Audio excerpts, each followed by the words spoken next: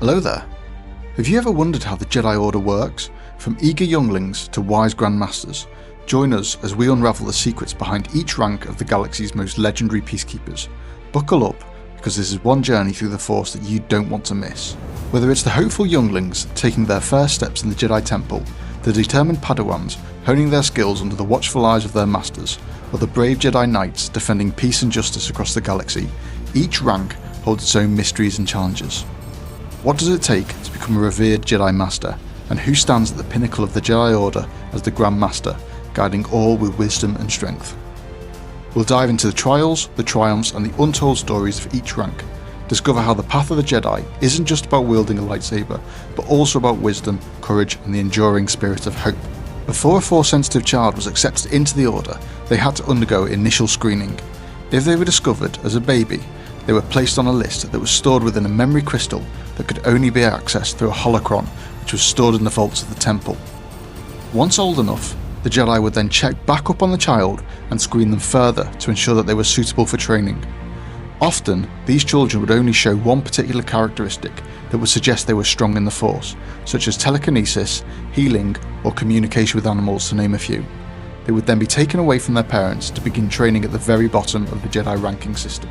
The lowest rank within the Jedi Order is the Jedi Initiate, also known as the Jedi Youngling. These Force-sensitive children from many different species have been recruited across the galaxy by Jedi whilst on their missions.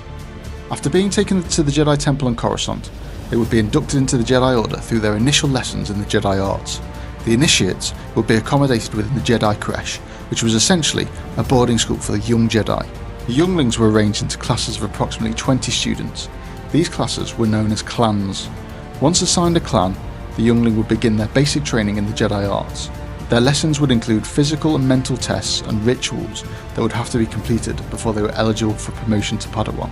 Between the ages of 4 and 8, depending on their species and ability, they were introduced to the basic lightsaber drills, using low-powered training sabers. These training sabers were non-lethal and could be used in conjunction with training droids to practice both defensive and offensive actions. One of the last rituals that a Jedi Initiate would go through was known as the Gathering. The Gathering essentially involved a field trip to the crystal caves on the ice world of Ilum. Here, they would undergo personal challenges before finding and harvesting their own kyber crystal that would then be used in construction of their first lightsaber. Once they had passed their tests and rituals, the Initiates were then selected by a Jedi to become their apprentice, and in turn were promoted to the rank of Jedi Padawan. As a Jedi Padawan apprentice, their training was far from over. In fact, it had only really just begun. The Padawan's personal teacher was known as their master, and could either be a Jedi Knight or a Jedi Master. Regardless of their teacher's rank, they would be referred to as Master.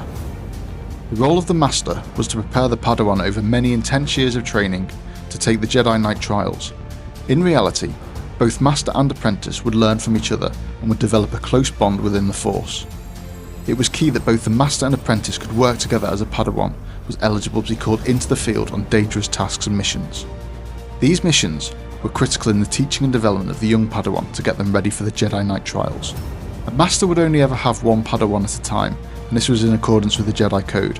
However, they would take a new apprentice if their Padawan was killed or passed the trial. It was relatively uncommon for a Padawan to fail the trials, as they were taken when the Master thought the apprentice was ready. If a Padawan failed the trials, they may or may not be given another chance.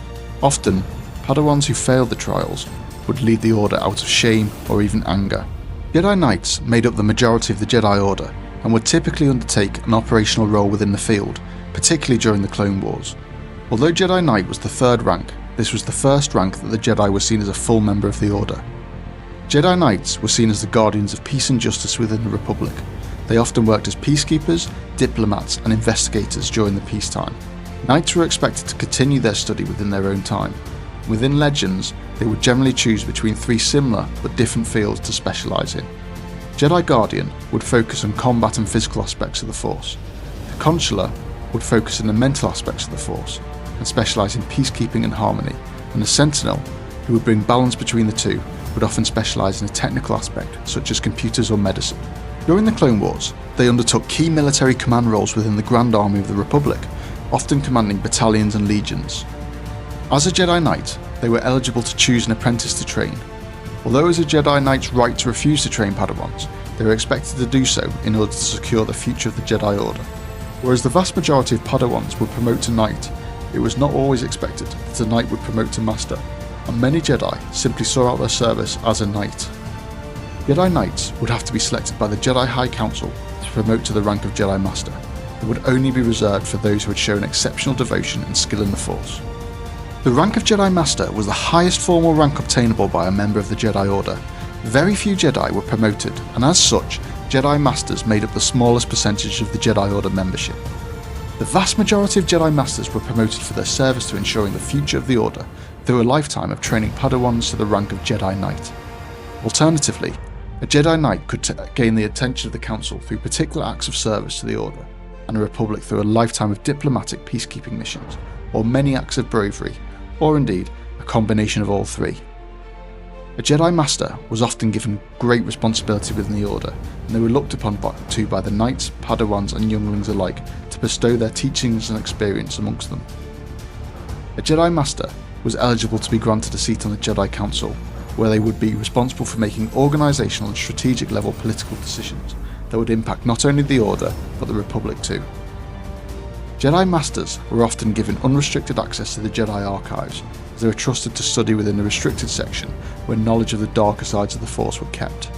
Only after a lifetime of building trust and service would a Jedi Master be given the right to access these vaults. Whilst the rank of Master was the highest formal rank, the High Council would select who they deemed to be the Jedi Master who possessed the strongest connection to the Force and showed the greatest leadership qualities. This individual would be granted the rank of Grandmaster, who would act as the undisputed leader and representative of the Jedi Order. Master Yoda famously oversaw the Jedi Order as its Grand Master throughout the duration of the Clone Wars and the destruction of the Order as it was known after Order 66, where almost all of the Jedi were hunted to extinction. Master Yoda was granted the title of Grand Master after centuries of service to the Order, training countless Padawan, undertaking thousands of missions, and providing guidance and leadership to the Order with years of service sitting within the High Council. And there you have it, the ranks of the Jedi Order, from Youngling to Grand Master. Each stage represents a crucial step in the journey of a Jedi, filled with challenges, growth and the pursuit of wisdom and balance. Thank you for joining us on this exploration of the Jedi path. If you enjoyed this video, be sure to give it a thumbs up, share it with fellow Star Wars fans, and subscribe to our channel for more deep dives into the Star Wars universe. Don't forget to hit that notification bell so you never miss an update, and be sure to check out the other videos.